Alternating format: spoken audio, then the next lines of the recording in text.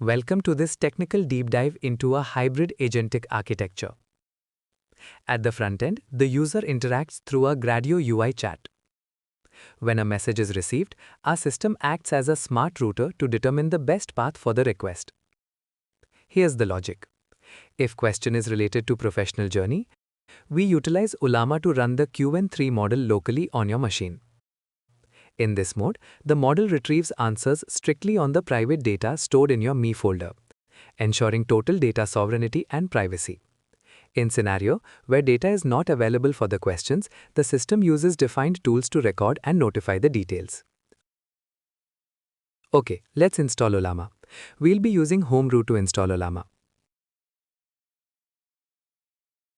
Once Ollama is installed, we can run our model. Don't worry, it will be downloaded on its first run.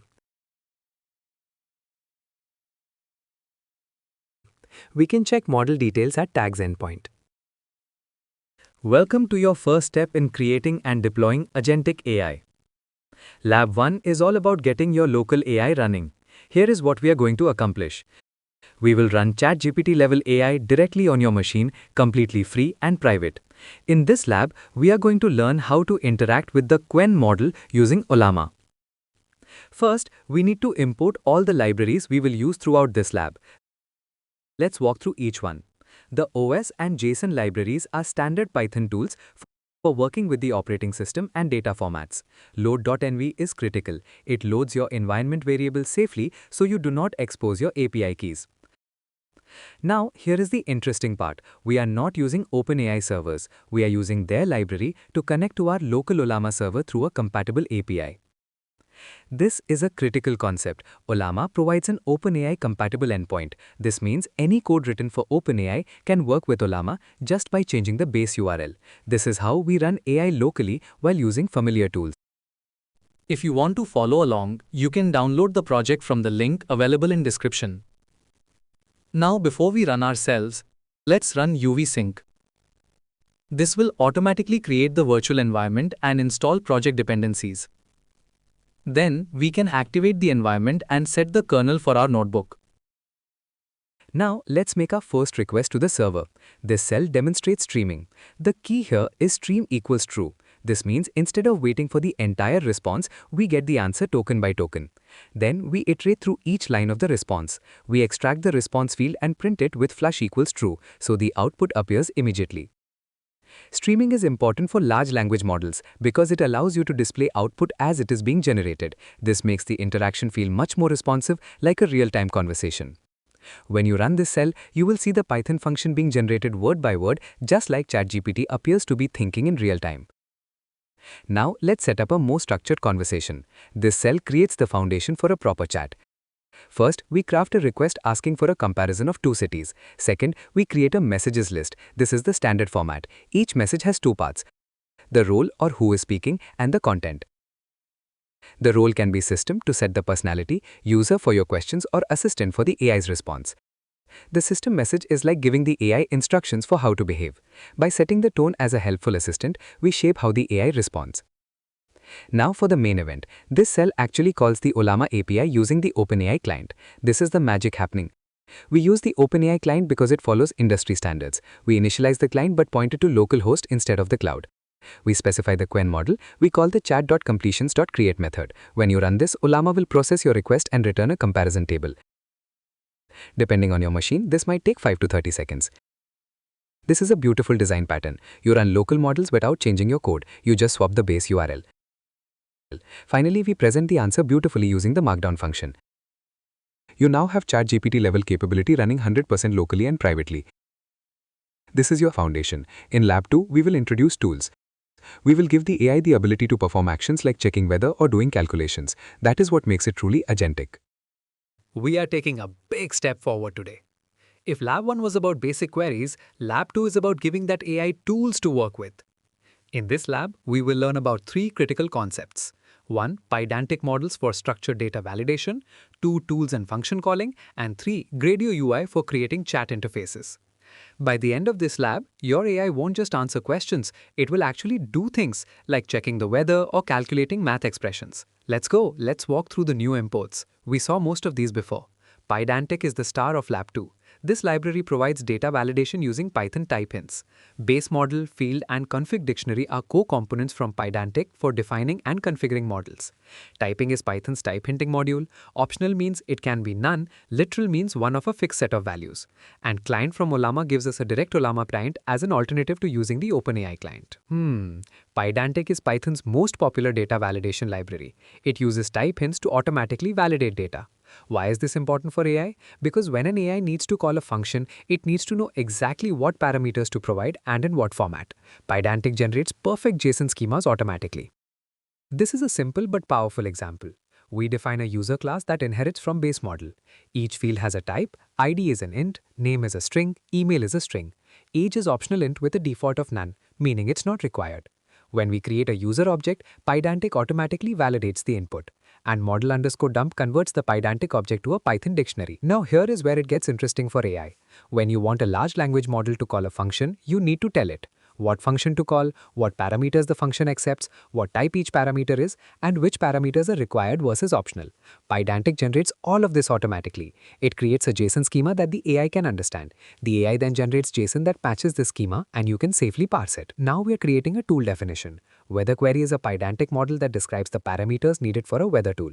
The docstring explains what this tool does. Schema_extra adds custom metadata with a name and description. This is what the AI will read.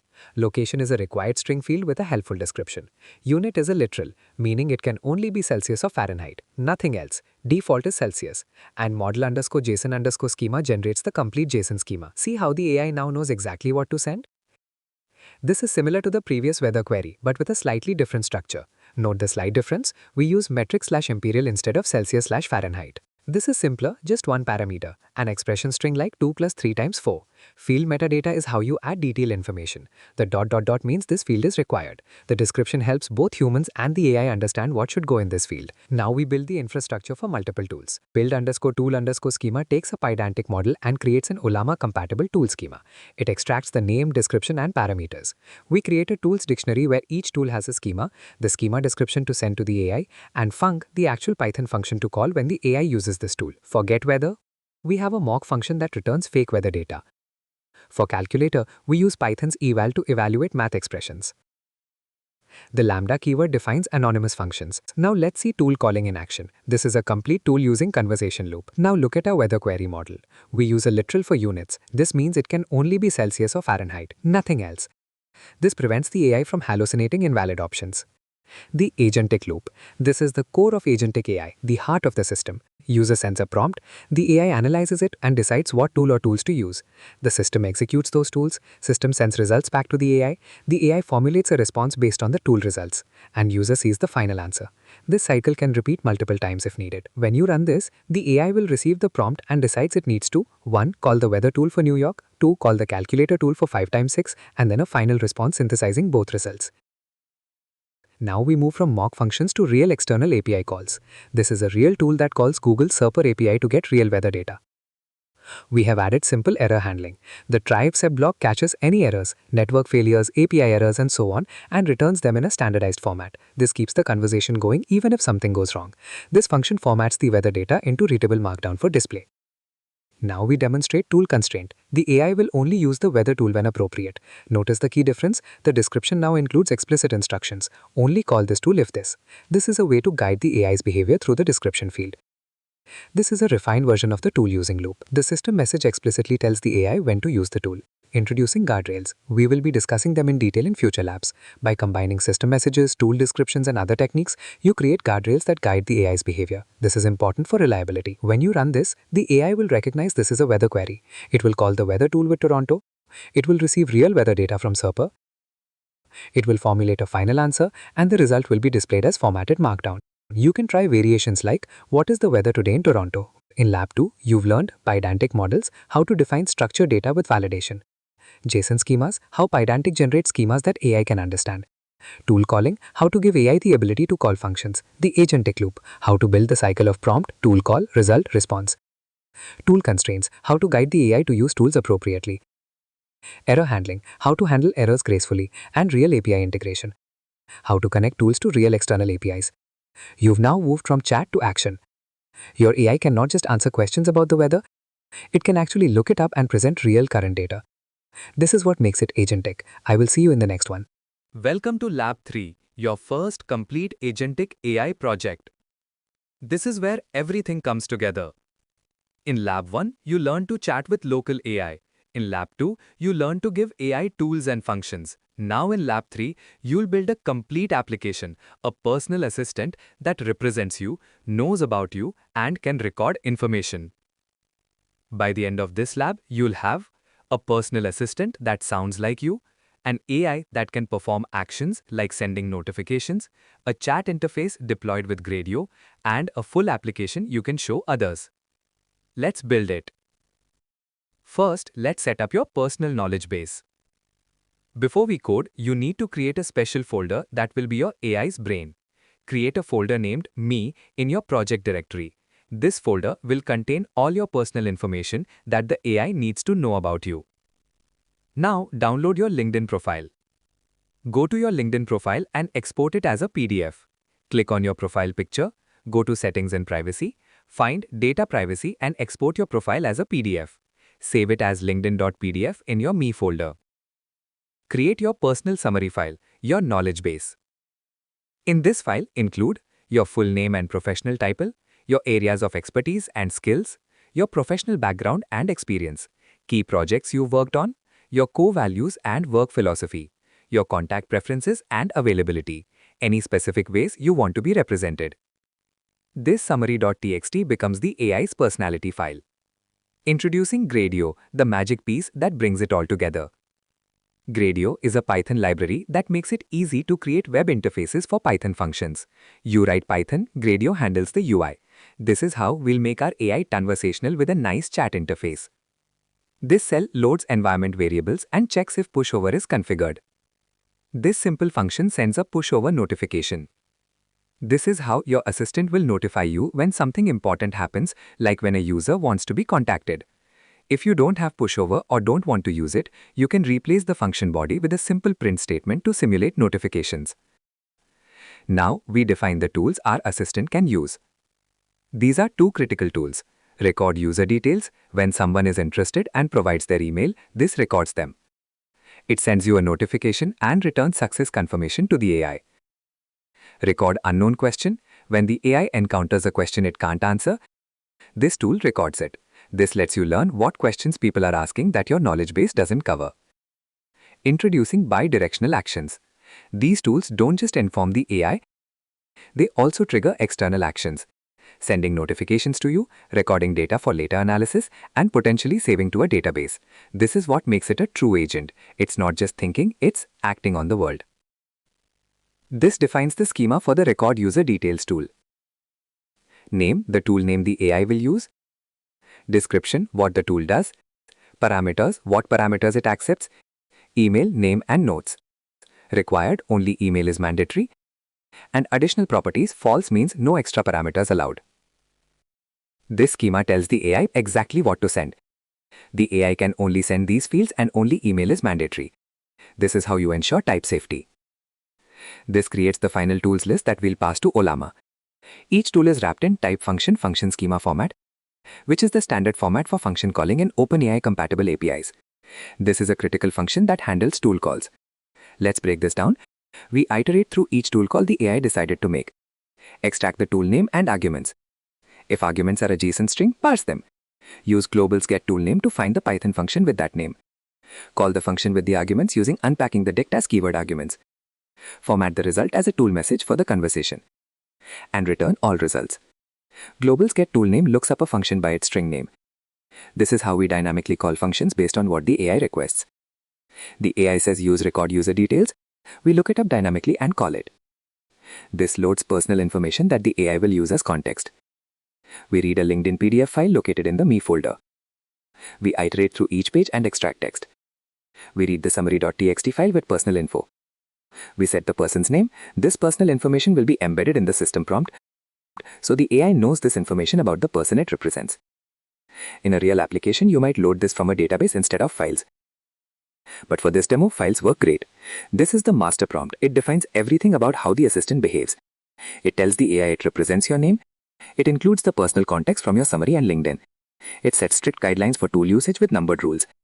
And it sets the tone, speak as the person, not as an AI. The tool usage rules are critical. They tell the AI when to use record unknown question only when you genuinely don't know. When to use record user details only when someone wants contact and provides email. When not to use tools for regular conversation. And most importantly, never say you are a language model or AI. This makes the conversation feel natural. Like you're talking to the person, not a bot. Introducing prompt engineering. The system prompt is where you shape the AI's entire behavior and personality. Small changes here create big differences in how it acts. Notice how the exact wording of tool descriptions is very specific. This precision matters. This is the most complex function, the main conversation handler. This is a fully functional agentic loop. Let's walk through it. Part 1. Message extraction. The function receives messages from Gradio, which can be in various formats. We extract the actual text. Part 2. Build message history. This is crucial for conversational context. We start with the system prompt. We add all previous chat history, building context. We add the new user message. By maintaining this full history, the AI remembers the entire conversation. Introducing conversation memory. By keeping the full message history, the AI has context from earlier in the conversation. It knows what was already discussed. This is the final magical line. In just one line of code, Gradio.chat interface creates a chat UI. It wires the chat_with me function as the backend. Launch starts a local web server. And 4. A browser window opens with a beautiful chat interface. Users can now type messages and get responses from your personal assistant. The Gradio interface automatically handles chat history display, message formatting, responsive UI, and all the UI logic. Let's say hello. As you can see, the AI responds with a greeting. It uses the system prompt instructions to set a friendly tone. Now let's ask a question that requires a tool. What's your favorite food? The AI will not find answer for this in our knowledge base. Nice. As you can see, it asked for my email. Let's provide it and see what happens.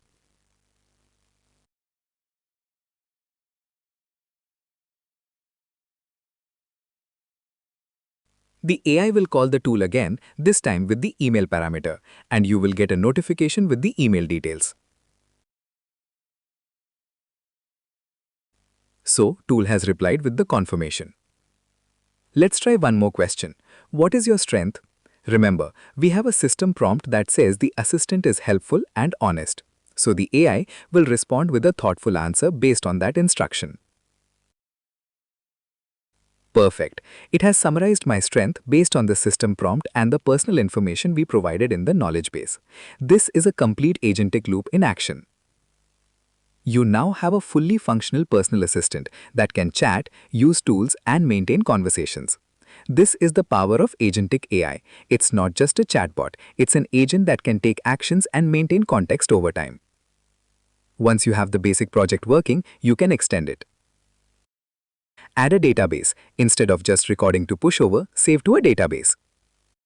Add more tools: weather, web search, calendar integration, email sending. In Lab 3, we've built a complete agentic application from prompt to deployment. Tool integration, recording user data and unknown questions. Context management, embedding personal information into prompts. Conversation memory, maintaining full chat history. Tool calling loop, handling single and multi-step tool usage. External notifications, pushover integration for real-time alerts. UI deployment, using Gradio for instant chat interface. Prompt engineering, fine-tuning behavior through system prompts. You now have a complete functional personal assistant. It's not just a chatbot, it's an agent that knows about you specifically, can take actions in the world, remembers conversations, sends you notifications, and provides a great user experience. Congratulations, you've built your first Agentic AI application from scratch. You understand the full stack, from local model serving to multi-tool integration to production deployment.